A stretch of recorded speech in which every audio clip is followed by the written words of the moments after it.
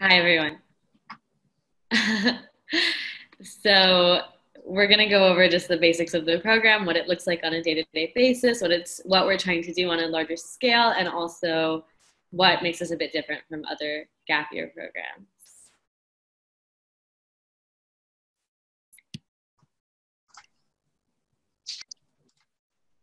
Dan, can you cue up the slideshow?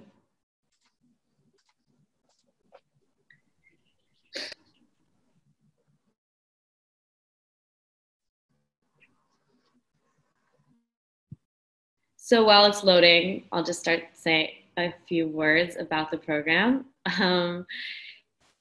This year, we're opening up an exciting new track in Haifa. So I'm going to speak from my experiences in Maricha and Tel Aviv, but there's also another side program in Haifa that I also feel excited to talk to you all about and answer questions about. So BINA as an organization is the leading Israeli organization that does learning, action, and community and leadership, which is all to say that we are a secular yeshiva. We have campuses in Tel Aviv, Jerusalem, Beersheba, India, Palo Alto, and we engage with Judaism through learning texts and also through community involvement and through community action, volunteering, and leadership. We are not a religious yeshiva, we are a secular yeshiva, which means that when we study the text, we're studying them from a perspective that is of secular people. So all of these aspects are part of the program and a core part of what BINA does as an organization. Outside of the gap year, there's several different educational programs that we do and work inside the community.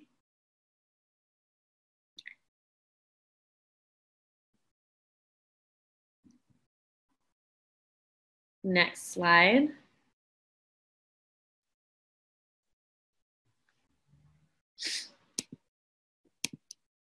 So what is BINA Gap Year?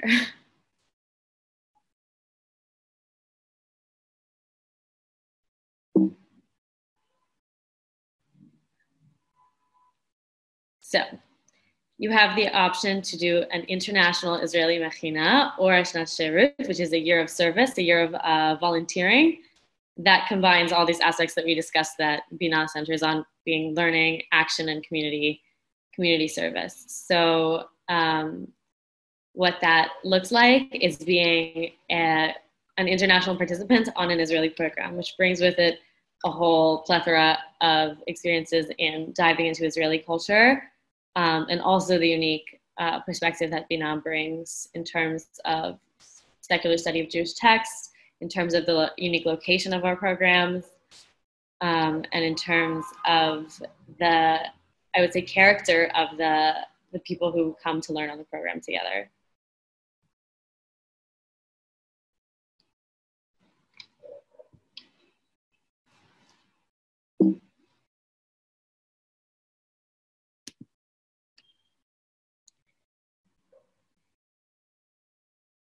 So as I mentioned earlier, we have two tracks. One is in Tel Aviv. It's the Mechina, which is an Israeli pre-army program. And you would be joining to take part in a Israeli pre-army academy that has an emphasis on learning, leadership, and discovering the community in which you live, which is a hot topic there is refugee and migrant issues. There's also an option to take the track in Haifa, which is taking part in the Shnat Shirut, the year of service, which has less of a component focused on learning and more of a component focused on volunteering. And instead of focusing in on the issues in Tel Aviv, it focuses in on the issues in Haifa. Both of them are with Hebrew speakers, Israelis, and also internationals with varying levels of Hebrew. These are pictures of our participants in both cities. So I'll talk to you a bit about the learning aspects of our program. Classes make up a huge part of, especially the Mechina schedule, and they're a really central aspect of the program. Participants learn about Jewish content, Israel, Hebrew, and all sorts of different topics. This is learning for the sake of learning for fun. This is not learning that you're tested on. There's no homework. It's learning in a way that's really different than you maybe did in high school. And I think allows you to dive into your curiosities without the pressure of academic framework, although you can have credit on the classes. That is an option, and you can get college credit for your classes at BINA. Some of our classes that we have are Talmud, Tanakh, but also more experimental classes like theater midrash.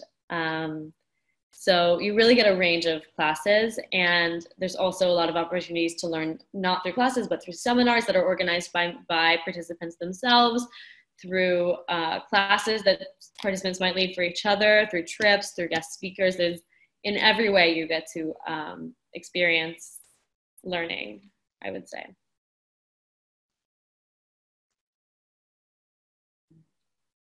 Next slide.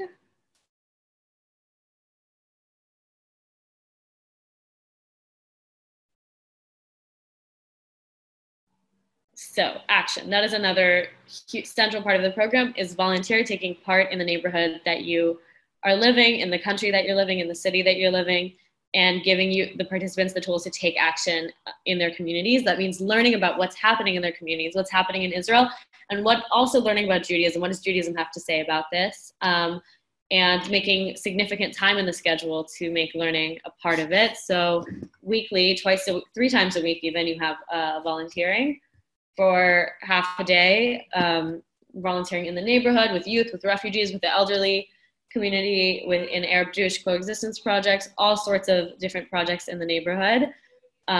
You also you can see these pictures of some participants volunteering during the Corona period, packaging food, and here's a nut at our Hanukkah party for the neighborhood. So taking action and being part of the community looks like all sorts of different ways, but one of the really special things is that you don't live with people at all if you're a part of our program. Not only does that mean take place in your interactions with Israelis on the program, but also in the fact that you're really engaging with the community that you're living in.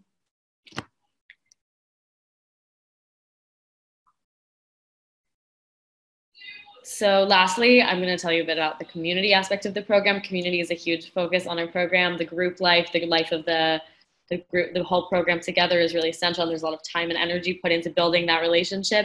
And we give our participants a lot of independence and a lot of opportunity to seek out leadership. So you do your own budgeting, you do your own shopping, you do your own cooking, you organize the chore schedule in the apartment, you do your own chores.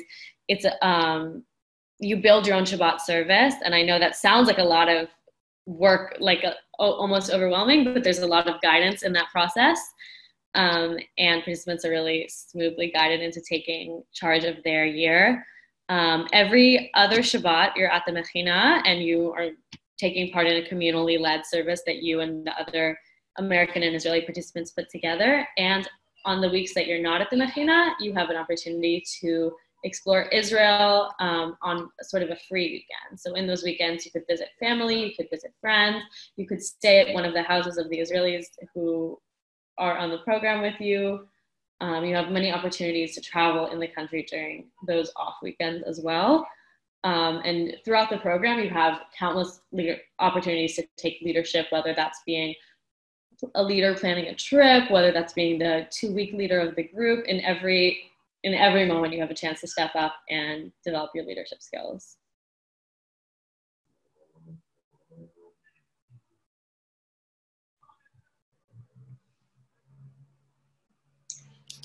So another main aspect of the program is the fact that it's very integrated with the Israelis who are also taking a gap year before the military. So you're on an international track in an Israeli program. That means not only meeting Israelis, getting to know Israelis, learning about Israeli culture with Israelis, but also all that an Israeli program has to offer, a really like Israeli mindset to the program. And you really learn what does it mean to live in Israel? What does it mean to be an Israeli through this experience? And you get to engage in like really authentic partnership with each other. You're not guests on the Israeli program, you're together inside the same program with the same goals, and you're on your working groups together, you have teams together with them, you have classes together with Israelis, and it's a real experience of integration into the program. That being said, Hebrew is something that you are phased into. If you come speaking Hebrew, you have a chance to practice a lot. And if you come knowing no Hebrew, you have a chance to learn a lot. You learn Hebrew through Ulpan, but you also learn Hebrew just in speaking with Israelis and in being in an Israeli environment. Being on the program, however, you will have an English-speaking madrich or madricha, and you will have sort of like the safe space of English inside the international group while you're still taking part in an Israeli program. So that's an overview of the things we do. Thanks, Talia. So we want to send over to Yuval, who's the head of the Gap Years department in BINA. Say a couple words about what's been going on with us in these unusual times and how we're preparing for next year. So Yuval,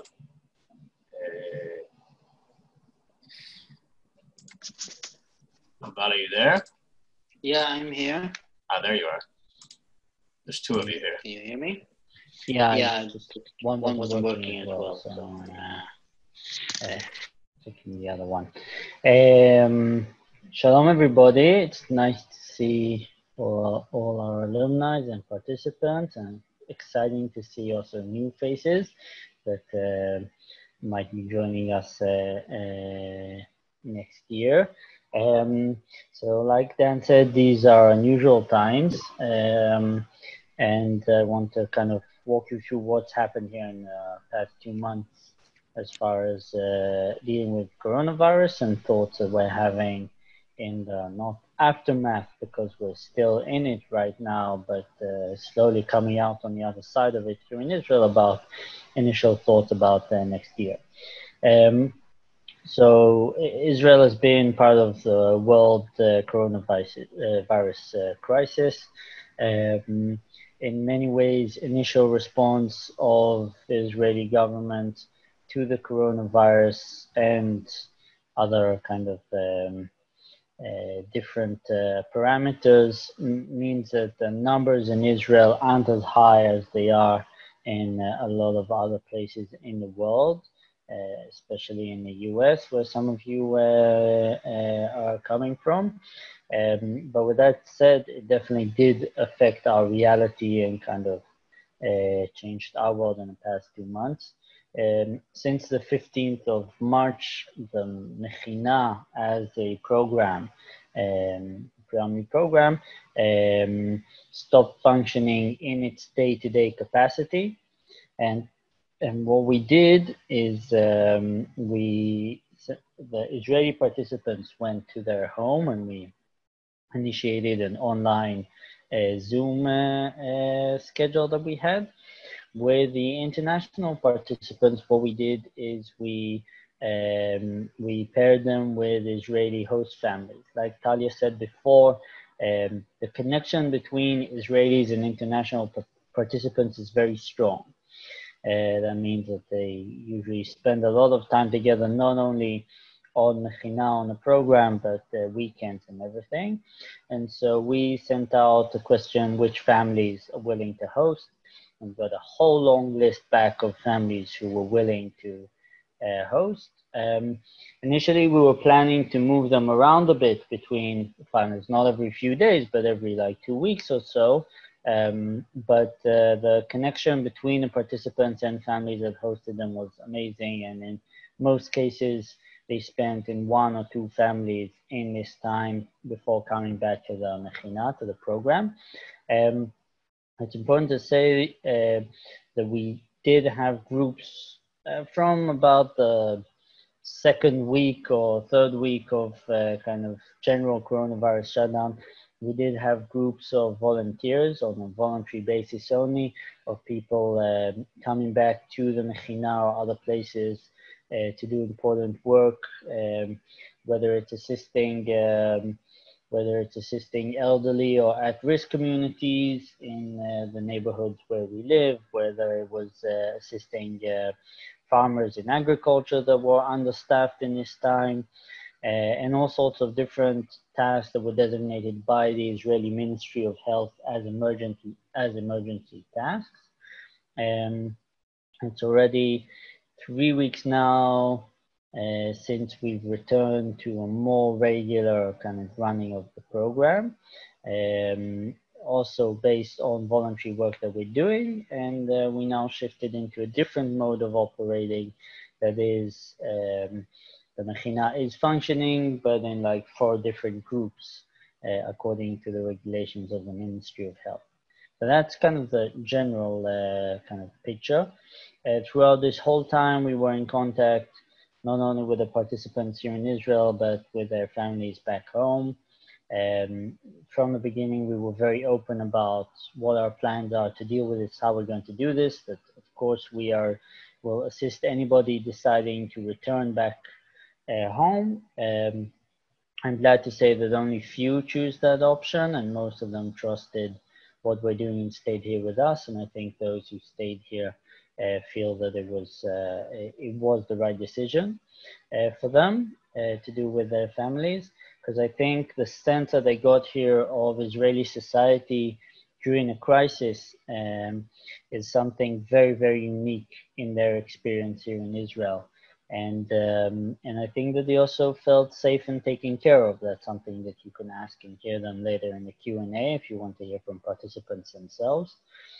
The thing I can say looking forward to next year, there's a lot of uncertainty in the world in general and what's going to happen, and we're also kind of preparing for that. We hope that we'll be able to open the year in a regular time at the end of August, but we're also preparing for an option that international participants will only be able to join about a month later, pending the situations in their home countries. So as far as educationally, program-wise, we're preparing for that. And generally speaking, we're going to sit down in the kind of aftermath of this first wave of coronavirus that's hopefully now coming to be kind of behind us, to understand kind of lessons learned and things that we want to improve or how to do. I will say that the definite kind of thing that we would want to keep is this sense of them being part of kind of this general family or community of families of the Mechina participants, of the Israeli participants. And I think that also the intensity of the connection with Talia, the Madricha, and with Shmulik and Einav, who ran the program this year. I think that we can already say that we're equipped to not leave anybody alone, even in times of crisis, and to take full responsibility of the situation. So that's kind of the general rundown of things to do with that. But I'm sure that moving forward in the summer, and those participants who decide to join will be able to pass more details about what we know and how or what we're preparing. Back to you, Dan. Thanks, Yuval. Any questions that anybody has on that particular subject, or of course any questions at all, you're welcome to write into the chat. We'll be more than happy to answer them towards the end. I'm going to throw over to Elliot, one of our senior educators at BINA. He, by the way, an alum of BINA program. I'm also an alum of BINA program. Most of us don't stick around, by the way. But Elliot's going to take us from here and introduce our participants and our alumni who've joined us to tell a bit about their experiences. Elliot. Thank you, Dan, for that marvelous introduction, and thanks, Yuval. You know, as you can imagine, we the staff can talk about this program all day and all night, but you didn't come here just to hear us. We have the amazing opportunity that we get to have some of the current participants of the program live in Israel, as well as alumni who are all over the place come and talk. And I get the pleasure of introducing them. So we have sitting in Tel Aviv, Anat and Lily, 2 current participants from the program.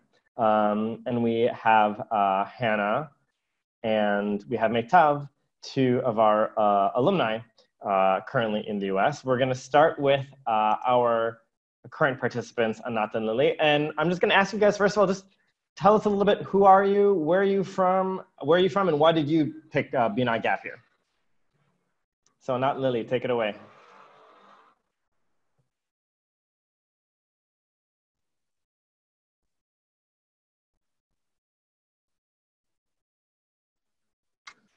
Once I figure out how to unmute you, I will do that.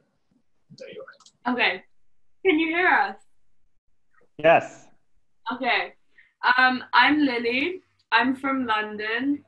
And right now we're living in Tel Aviv, in South Tel Aviv. I chose to do BINA because I wanted to do a gap year program that was different to the other ones that I've heard about. Like, my brother and sister both did Nativ, which is a gap year program where it's just Americans, and they didn't really meet any Israelis, which I thought was kind of strange. But I also wanted to do volunteering. I wanted to be in Tel Aviv, like near the beach and like places to go out and good food to eat. And also a big part of what I wanted to do was like actually be immersed in Israeli society and like be able to learn a lot of Hebrew and have Israeli friends and places to go to on the weekends. And yeah, that all happened. Passing over to Anat. I'm Anat. I'm from Mexico. And I chose this, well, I came on this year because I come from a place with little to no Jewish community. So it was a really big interest of mine to know more about Judaism, about my culture, and to learn Hebrew. And I don't know, like, how it would have been my life without this year. It was really meaningful, really important. People were very patient. They taught us many things. Like, I came here to learn basic things, and I'm really satisfied with it. Thank you so much. All right, we'll come back to you guys in a little bit. I want to pass the buck over to our alumni. We'll go to Hannah. Hannah, tell us a little bit about yourself. Where are you from? What are you up to in life? And what have you been up to since BINA Gap Year? And how has BINA Gap Year affected you since then? Yeah. Hey, I'm Hannah. I'm from Portland, Oregon, but I go to school in Montreal at McGill University. I just finished my second year and I'm studying film and political science. And BINA, I think it's hard to even like say what BINA did because it shaped me like in a very deep way that I think has impacted life since I came off the program, since I was in the program.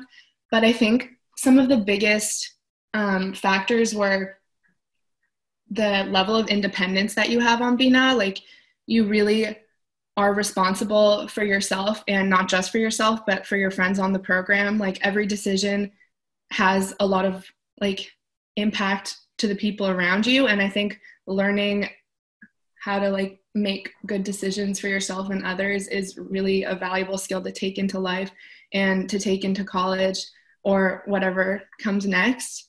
I also think you're really like pushed on this program to do things that you might not have expected you could do or had never been exposed to before. And I think that's a super important thing to learn. And it's a really good environment to be pushed because there's so much support from other people. And for me, at least, like when I went to college, it was a lot easier of a transition knowing that I was capable of like doing all of the same things, like meeting people in college versus like going into a program where everyone speaks Hebrew and like you don't. It's so much easier to be able to do anything after you do that. And so, yeah, those are like two of the big things that I think impacted me moving forward. Nice. Thank you, Hannah. All right, last but not least, Meitav. Meitav, tell us a little bit who you are, where you're from, why you chose BINA, and how BINA has affected you. Mm-hmm. Hi, I'm Meitav. I'm originally from Chicago, but I was currently, I was for a little while, but I just completed my freshman year in Baltimore at MICA, which is the Maryland Institute College of Art. I'm studying painting and humanistic studies and curatorial studies. The reason, like the ways that BINA has influenced me and affected me are really also tied to the reasons that I chose BINA. So I chose BINA originally because I was really looking for a program that helped me connect with Israel, connect with Judaism, really feel like I was doing something productive when it came to like learning about like what are the conflicts in Israel, what are the politics in Israel, how am I a part of Israeli society or not a part of Israeli society. Also, like, what does Judaism look like to me? How do I want to incorporate Judaism into my life? All of these questions I had about Judaism in Israel and my identity, I really saw I could explore in BINA, and BINA really helped me explore those parts of my identity. And that's really what it did. And that's helped kind of, and everything that I do now, I have such a strong relationship with Judaism and such a strong relationship with Israel now. And not necessarily like, oh, I 100% support Israel, I 100% know everything that I want to know about Judaism, but I feel much more comfortable in my relationship to those things and in that part of my identity. And I can really soundly articulate what those things mean to me and how I want to incorporate them into my life, which is something that I wasn't really able to do before. And so I have this confidence in those parts of my identity now that I can take with me when I go to college. And also this idea of like being a leader, but also being a follower is something that I learned to do at BINA. Like I learned to take leadership roles and to be a leader when I needed to be, but also learn to be a follower when I needed to be. And that there were times that I needed to be a part of a larger team, and that your voice isn't always the voice that needs to be heard. And sometimes it's okay to take a step back and listen to others and learn from others. And those are really important tools and skills that you can take with you into college, into a learning environment, into any career that you go into. So not only do I feel a stronger connection to my Jewish identity and my relationship to Israel and my relationship to the conflict in Israel, but I also have a much stronger understanding of like how to work in a team, how to speak up when I need to be, how to share my voice, but also how to like take notes and how to be a part of a larger group. So yeah, it's really helped me navigate college in a really great way. And I feel much more confident in myself and my decisions. Amazing. Thanks for sharing. All right, I have one follow-up question that I'm going to ask, and then I'm going to open it up to the floor, to the chat. Some people have already started posting some questions in the chat box. Feel free to keep them coming. But so my follow-up question, any of you alum or current participants can answer. I mean, there are lots of different gap year programs in Israel and around the world. Why would somebody pick BINA Gap Year, or who's the kind of person who you think BINA Gap Year is best for?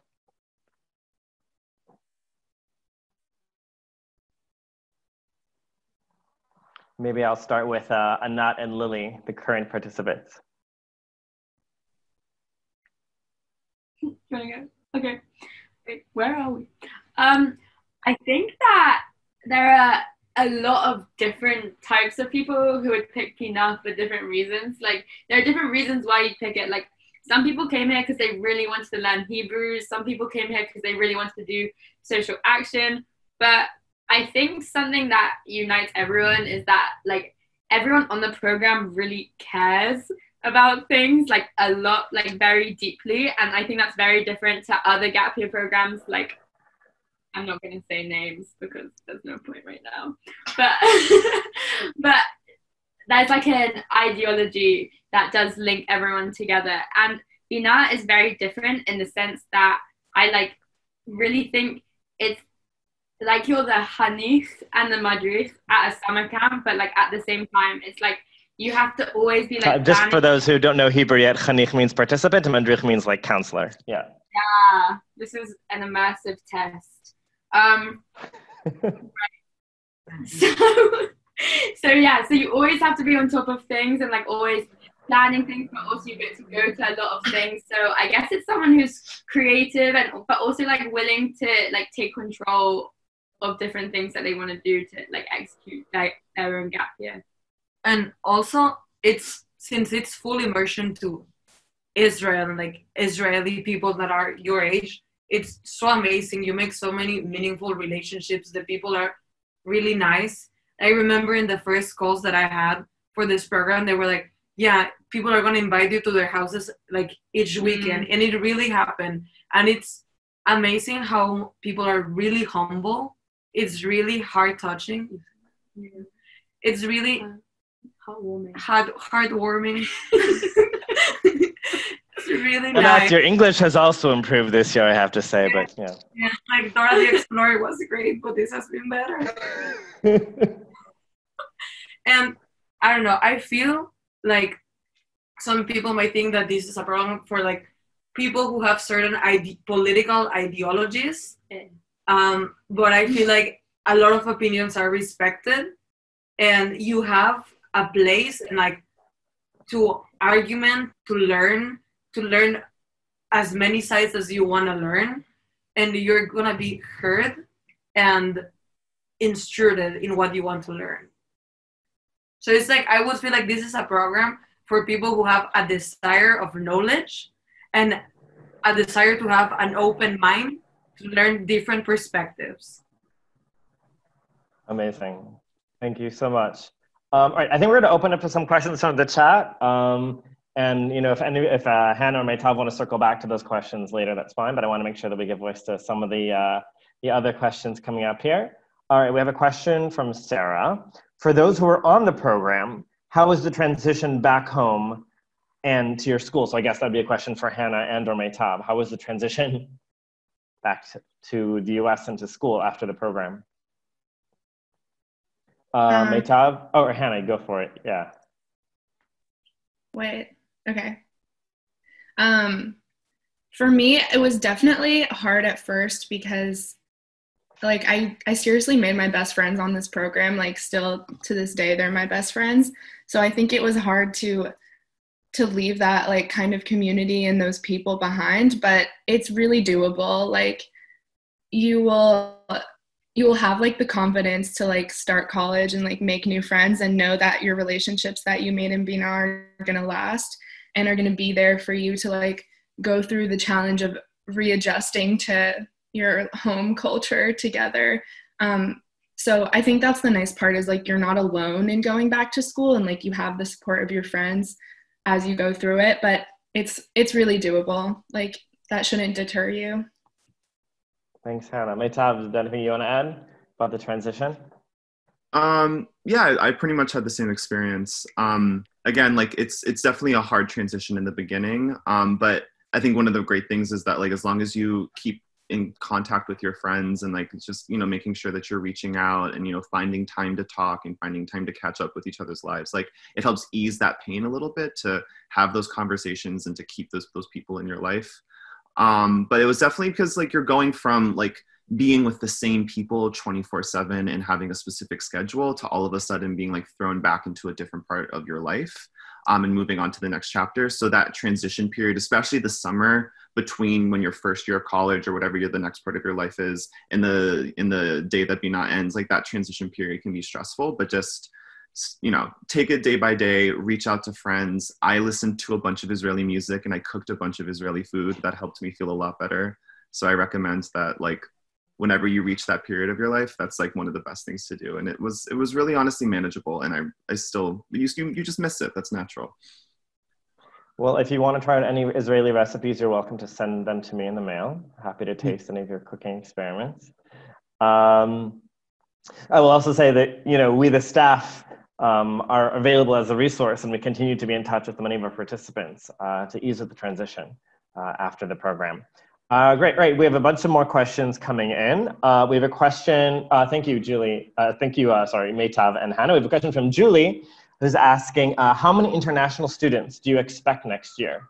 Maybe I'll defer to Hannah Cook, who is from our marketing, unless Dan, you want to field that one? Or Hannah? Yeah, go for it, Hannah. Oh, wait, let's see if we can unmute you here.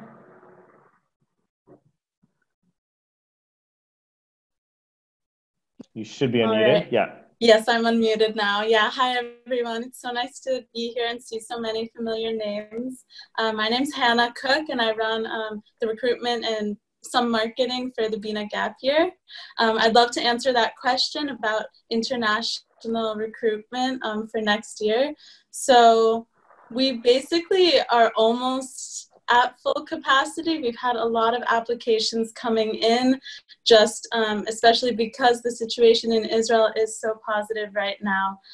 So I'm so glad to see people who have already planned on coming, and also some names who are in the application process, but it definitely is important to get the application going because spots are filling up, especially in Tel Aviv. And for Haifa as well, we are still recruiting for Haifa. So if people are interested in that as well, it's a newer program, but it's definitely a great opportunity to get to experience what BINA has to offer. So I'm happy to answer any more questions over email. And yeah, I hope to see you all next year in Israel. I'll just jump in as well and say that one of the differences between the Tel Aviv and the Haifa track is the ratio of international to Israeli. So in Tel Aviv, we expect to have about 14, 15 internationals and a group of, one of the Mechina staff can correct me on this, but I think about 50 Israelis.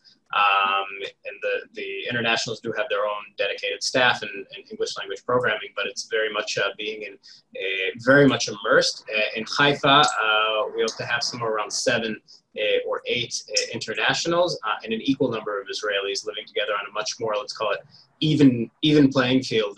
The Israelis will also be much more able to conduct themselves in English, but slightly different experiences, but both very, very much immersive experience within the Israelis. Thank you, Hannah and Dan. Just to add to what Hannah said, by the way, there are spaces left in Tel Aviv, but they are going quickly, and there are spaces left in Haifa as well. And so that's that. Both great cities, can't go wrong with either one. Though I might be a little bit partial to the one in my background over here. Anyway, so all right, we have a question from Aya. What is the actual living situation like? Living with so many different people from different places. I guess I'll let that be open whether any of our alumni or of our current participants want to talk about that.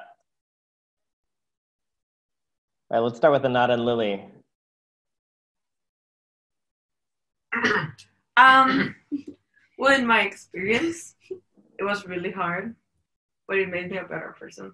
It made me very humble. But it's like difficult going from my life before, like having a room for myself, and then like you need to share things, and you have a cultural shock from like the Israelis, and then you have another cultural shock from people from the United States, and like people from like different cultures in one apartment.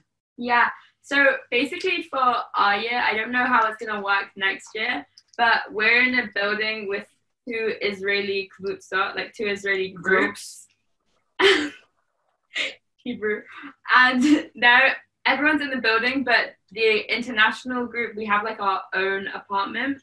So it's very social, like all the time. Like, I mean, there is time for you to have alone time if you can. Okay, that's not true. But like, if you want alone time, you can find a space, maybe the bathroom or something. But it's great. I love it. You guys have that great rooftop. What are you talking about? Yeah, we have a great rooftop you can go and sit on. It's great. Like, there's always someone you can talk to. Like, always someone who will like play a game with you or want to watch a movie or go to the beach or something like that. It is very crowded, and now, like when at the beginning of the year, I had 3 new roommates, which was interesting, but it was really fun actually. Like I really preferred it. Like on the weekends, sometimes I'd stay at Israelis' houses and I'd like have my own room, and it would feel like really empty and weird. It was like you really like get used to sharing like everything with people, but I enjoyed it a lot. Yeah, it's really fun, and it's so nice that you can just like go downstairs and be with Israelis, or go to another room, or in your own room, like just like have pillow talk with your roommate before you go to sleep. Sounds very sweet. All right, we have a question from Ronnie. What kind of differences in coursework would we expect if we choose to ask for college credits from the classes? Dan, I can answer this one unless you want to take a stab at it. Go ahead. I didn't hear your answer, so I can go ahead. Right, so as one of the teachers on the program, pretty much the courses are the same. If you decide to take the courses for credit, that means you have to do, we have to take attendance, and you work with each professor to do a certain amount of coursework, either some midterm or some kind of final assessment. So if you don't take classes for credit, there's no homework, there are no assignments, there's no tests, you're learning for learning's sake. If you do take a class for credit, you're still taking the class for learning's sake. And it's still a lot of fun and it's still really enjoyable. You just have to do some kind of written or formal assessment at the end of the course to prove, at least for academic purposes, that you completed the course requirements and you've demonstrated the knowledge. That's the main difference between credit versus non-credit. Dan, unless you want to add something? Yeah, I'll just say that, so the course, the college credits are through a partnership that we have with Gratz College in Philadelphia. And so you're technically, those who choose to do course credits, it's an extra payment to Gratz, and you're technically recognized as a non-matriculating student to Gratz, and at the end you get an official transcript from Gratz, and you need to check with your university, college, whatever, wherever you want to transfer it afterwards to make sure that they'll accept credits. We do have a list of universities, a long and very respectable list of universities in the US and other countries who have accepted credits from Gratz in the past, but it's your responsibility to ensure that your university, and the risk is also on you, and there have been very rare cases that a university has changed policies midstream. I doubt it's going to be happening these days in this current environment, but we would encourage you very strongly to check into that before making that decision.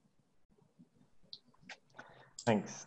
Jen, would we have time for a couple more questions, or at least another question? Sure. Great. We can take one more, and then we'll also be happy to wait around afterwards if anybody would like to stay.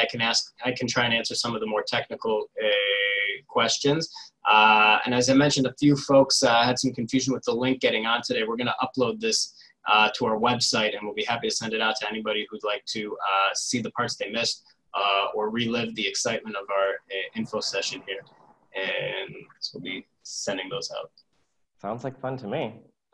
All right, we have a question here. A few like kind of more logistical questions. Can you speak about living expenses or rules, boundaries for international students? This might be a question for Hannah and or Yuval, unless any one of the participants want to chime in. Maybe I'll start with Hannah, Hannah Cook. I can find her in my list of participants. Okay, sure. Again, I can try to answer that a little bit. Although I do mostly run recruitment. Before you get to Israel, I'm looking forward to seeing you in Israel. But for the most part, internationals are part of the Israeli group.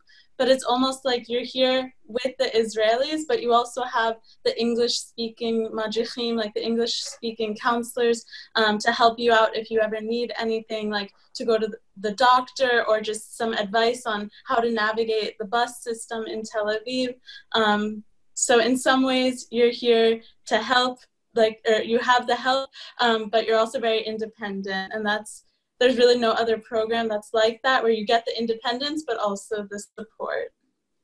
Speaking of the support I'll pass it over in a second to Talia, the counselor, the madricha, the amazing counselor madricha. I was also an alum of the program. I will just say in terms of living expenses, so the program costs, it's possibly the most affordable program in Tel Aviv, and one of the most affordable programs in Israel, whether you do it in Tel Aviv or in Haifa.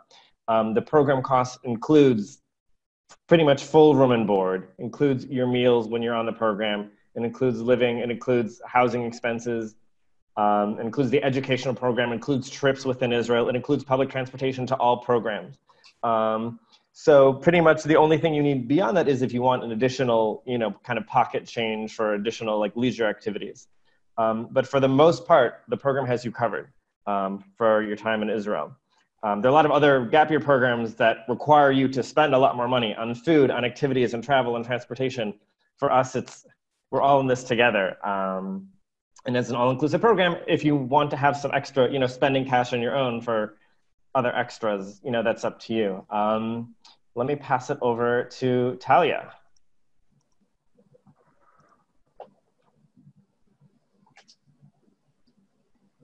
Hi, I can speak briefly to the question about the rules. Hi, I can speak briefly to the question about the rules and the boundaries of the program. Boundaries are there to keep us safe. Rules are there so that we don't live in chaos, but we believe that the participants should have a lot of freedom to do to live their life as they please within the boundaries that we set together. We recognize that the participants are living in Tel Aviv. It's a big city. South Tel Aviv is a specific area of Tel Aviv, and so we have specific boundaries that we go over very clearly with our participants about the number of participants who need to walk together at night and the time they have to be back in the apartments at night. But we also trust our participants to make wise decisions and to act as adults throughout the program. Thank you, Talia. I see there are a bunch of questions about registration. We actually had planned for Dan to just kind of give us all what we need to know about the next steps and how the registration process works. So I'll pass it to Dan, and then Dan is going to pass it to Yuval to give us a little bit of taste of limud, of what BINA style learning looks like. And then we're going to stay on for anyone who has more questions afterward. Dan. Great, thanks, Elliot. As we all met Hannah as well, who's our coordinator of marketing and registration. Some of you have already been in touch with her to walk you through the process. I'll just say real quick, generally about how the process works. I'm putting the link, for those of you who haven't registered just yet, I'm putting the link in the chat. You're welcome to take a look at that. So there's a couple steps to the registration process. There are some written forms which include just the basic forms of collecting your personal information, your health background forms, and some essay questions to help us get to know you a little bit better. And those are things that don't take too long, but we just want to get to know who you are and see that you would make a good part of this program. It's sort of this really annoying kind of cliche, and at least in the Jewish Israel education circles, that this is a year on, not a year off. And so we really want to get a sense of who you are and if you're ready for this type of program. And so once you filled out those forms, you'll hear from Hannah, who will schedule with you a Zoom interview. Once that seemed like this really cool exotic thing, now we're also used to Zoom that it seems very natural. She'll have a Zoom interview to help us get you know you even better. Sometimes after that interview, we'll try and we'll still have some questions. We'll ask you to complete some extra forms or bring us some additional information, maybe a reference or something like that. Once we have everything that we feel confident that we can make a decision, and then we'll let you know. And if you're accepted to the program, you then have a 2-week window where we reserve your spot. When we ask you to make a payment, your first tuition payment essentially, but it's a deposit of $1,000 that goes towards your tuition, and that reserves your spot on the program. As we mentioned, these days, Tel Aviv, we still have spaces available, although it's starting to go quickly. And so we'd encourage you to get started. If you really want Tel Aviv as your first choice, definitely get started right away. But either way, if you want your first choice of city, we'd encourage you to get started as soon as possible. And once you get started, then it's a lot easier for us to hold on to your spot while you're there. And of course, if you don't make it in time for Tel Aviv and you end up in Haifa, by the beach in beautiful Haifa with everything that has to offer, that's a pretty good situation to be in as well.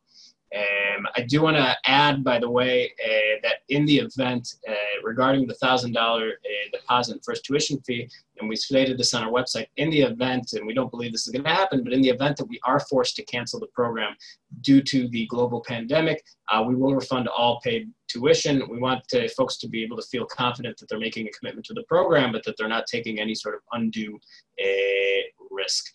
I just want to say real quick, because I know we had some more questions, I'm happy to stick around for a few minutes afterwards and do lightning round and more technical questions, because I saw some good questions, important questions in the chat. But I'll throw this over now to Elliot's updated his background. Now we're in Haifa, and I want to throw this over to Yuval, who will say a couple words of Torah, because that's what we do in BINA as well. We learn Torah to give us a feel of what GAP is all about.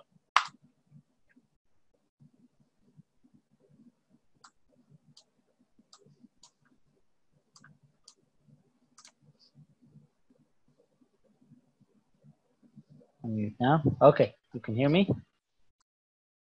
Yeah? Yes. Yes. Okay, so it was great to see everybody, our alumni, and also to hear some of the questions. Not going to do a long limud. I just wanted to give a little example of the way we approach kind of study or learning when it comes to Israeli society, when it comes to Jewish and Israeli culture. Maybe you can write this in the chat if you know, but what date are we coming up to on the Israeli calendar this week? What day are we marking this week on our Israeli calendar? Anybody knows? Any guesses? Throw it out there. Lily knows. Lag BaOmer, it says Lag BaOmer. Lag BaOmer was last week, but definitely a day here. Yes, Anat and Lily are participants here in Gap Year right now, so they're in good shape. It's Yom Yerushalayim this Friday on the 22nd. Yom Yerushalayim, Yom is day, and Yerushalayim is Jerusalem. So it's Jerusalem Day this Friday. And I think Jerusalem Day is a really nice example of the way we can examine Israeli society and culture in the different approaches. Because what this day means to you on the Israeli calendar goes to say a lot about your identity, your political agenda, your identity, who do you identify with, or what do you mark on this day. I'll give just 3 examples of different approaches to this day. Yom Yerushalayim marks in Israeli, the official day, marks the day that Jerusalem was united in the Six-Day War. The Six-Day War in 1967, that Israel fought against Syria and Egypt and Jordan, and in the Six-Day War, Milchemet Sheshet Hayamim, also Jerusalem that was divided between East Jerusalem and West Jerusalem, and West Jerusalem was conquered, and for a lot of Israelis, that was a kind of a fulfillment of a dream.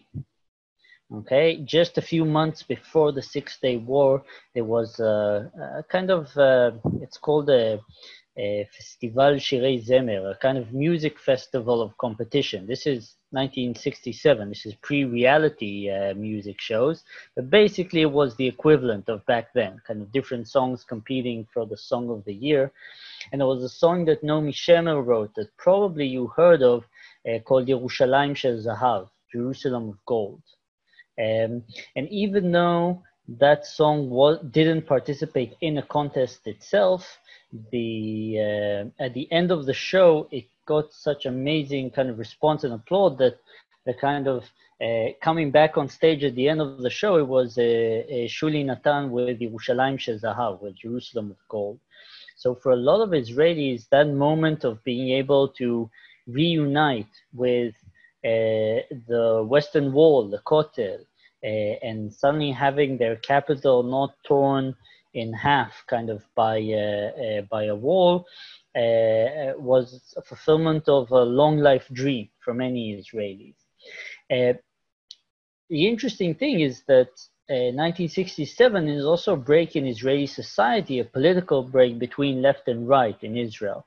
And nowadays, Yom Yerushalayim has become the sore point between Israeli left and right, between those who mark that day as a day of victory and celebration, as kind of a day that we go back and remember, and especially the Israeli right wing, religious right wing, have kind of festivals of kind of marching through Jerusalem with Israeli flags, also through the old city.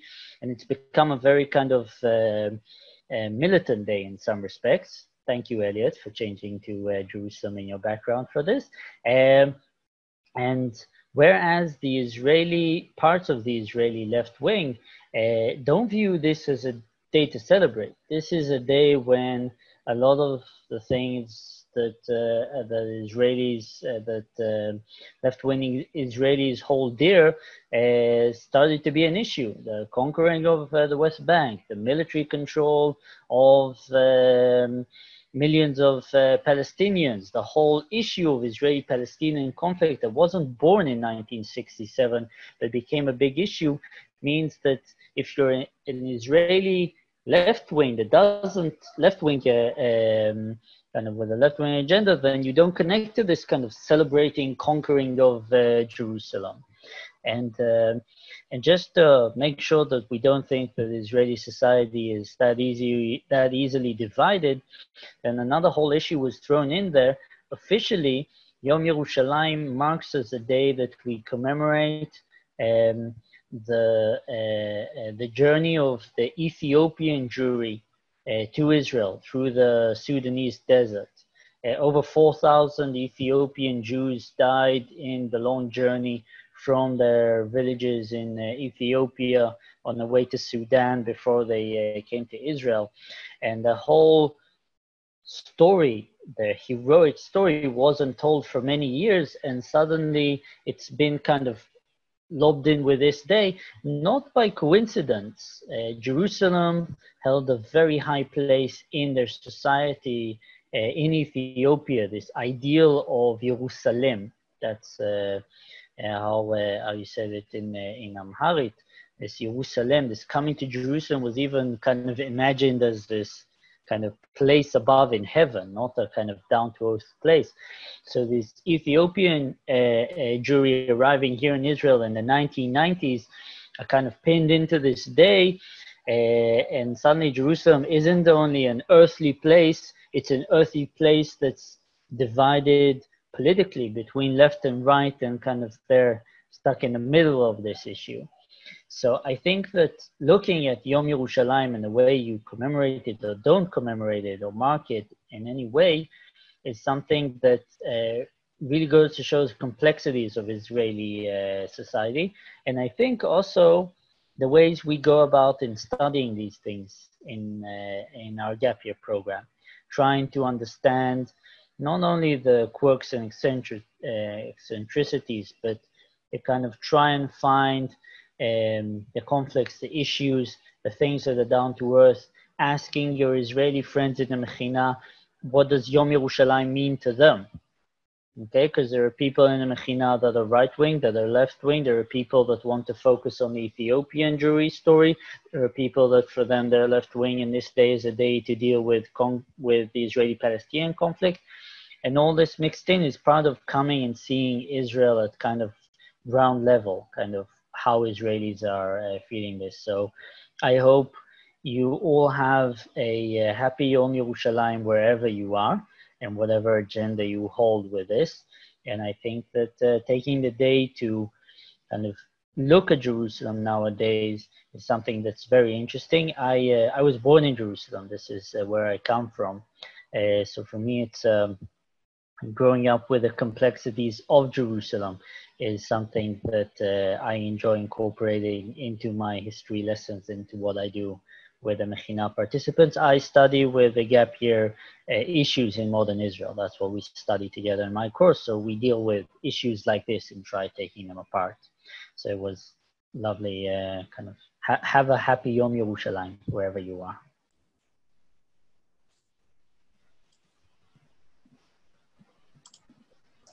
Great, thank you, Yuval. So thank you to everybody who took part in this info session. As I mentioned, I'll stick around for a bit, and anybody who'd like to join me for some lightning round technical questions and the remaining questions that are in the chat, I'll do my best to answer. Of course, Hannah is also available to answer your questions via email, and we'll put the GAP email address in the chat, which there it is right there. For anybody who like it, and I'll also and anybody who doesn't want to stay for lightning round, you're free to go. And I'll also open it up so you can unmute yourselves as well. Just ask that if you're not in the act of asking a question, just to keep yourself muted so we can reduce background noise. Thank you so much to our staff, Yuval, Talia, Hannah, who joined us, Elliot, of course, the jewel of our secular yeshiva educational staff, and of course our alumni and our participants, Meitav, Hannah, Anat, and Lily. I even saw that we had another alum sneak in here we didn't even know was coming, Omer, who joined us as well. So thank you guys all for coming.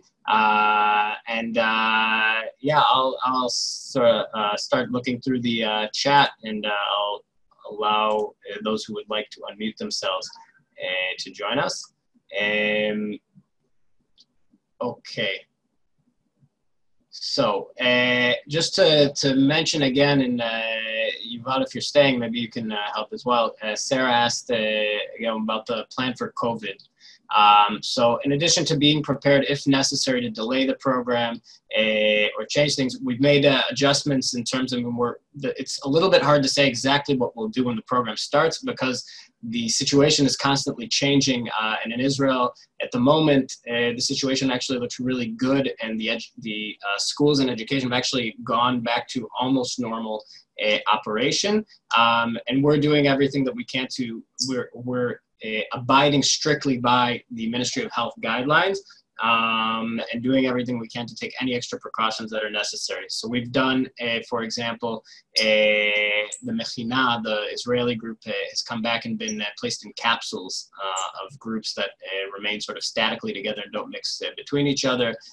They stay that way for 2 weeks. After that point, then they start to be able to mix together, assuming that nothing else happens in the meantime. Alcohol gel, masks, and all sorts of things like that, which are used in public spaces and the groups, and the spaces that we're using for the programming, which enable social distancing. Yuval, is there something to add to what I think that it's just important to say that even though while the Ministry of Education does have special kind of notification restrictions for the Mechina, the Gap Year being a Masa program is slightly different in that sense, and we're allowed to do other things.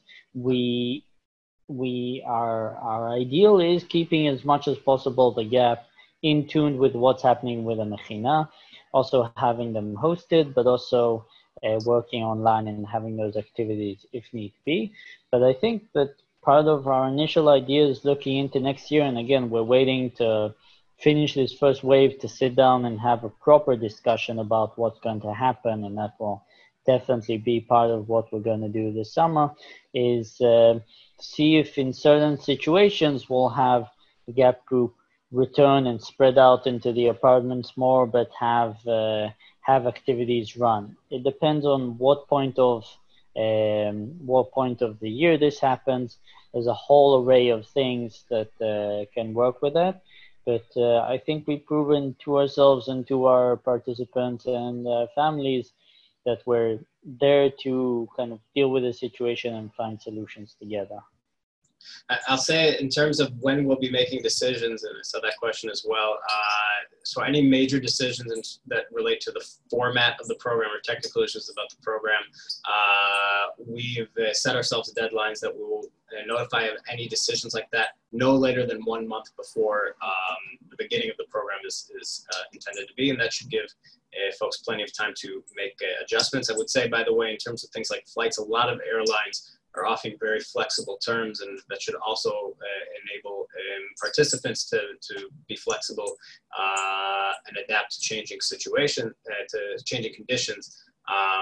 But so if we do decide to either delay the program or make some other major adjustment, then we would definitely let you know no later than 1 month ahead of time, barring something very extreme or unforeseen.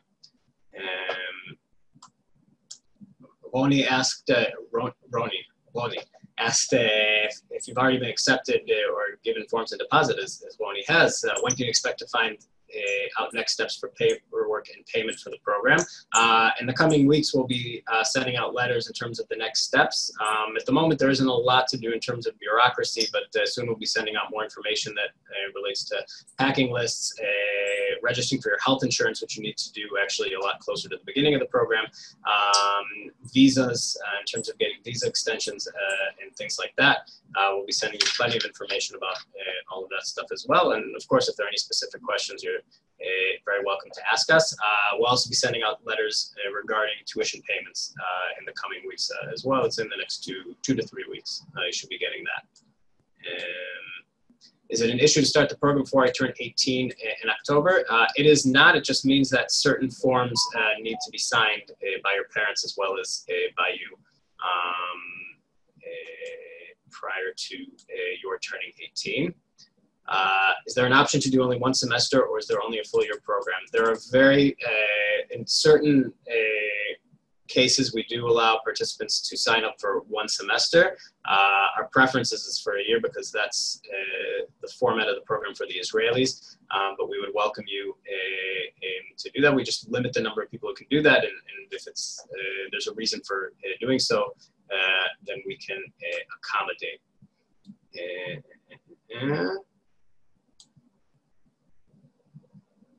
Anat wants to say something.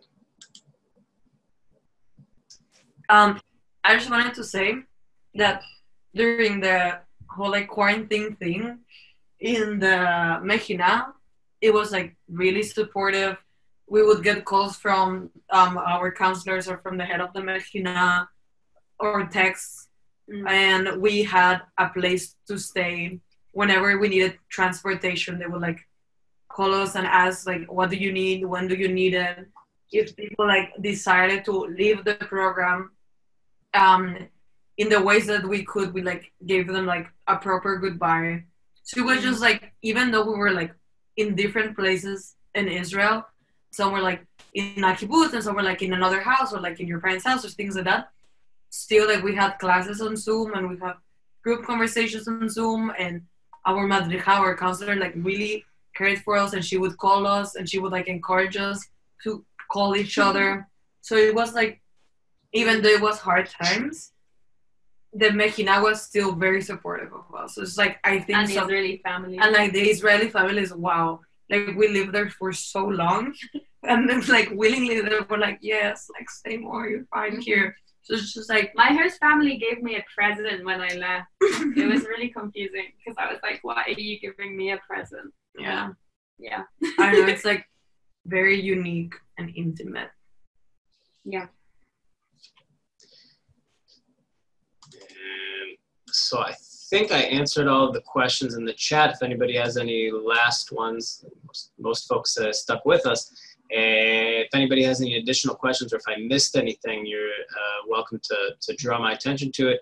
If not, again, post the registration link in the chat box here. Anybody who missed the beginning, again, we'll be sending a message also with more registration and info for everybody who joined us. And probably sometime tomorrow we'll be uploading the video of this to our website, and we'll send you the link as well so you can catch up on everything you missed out.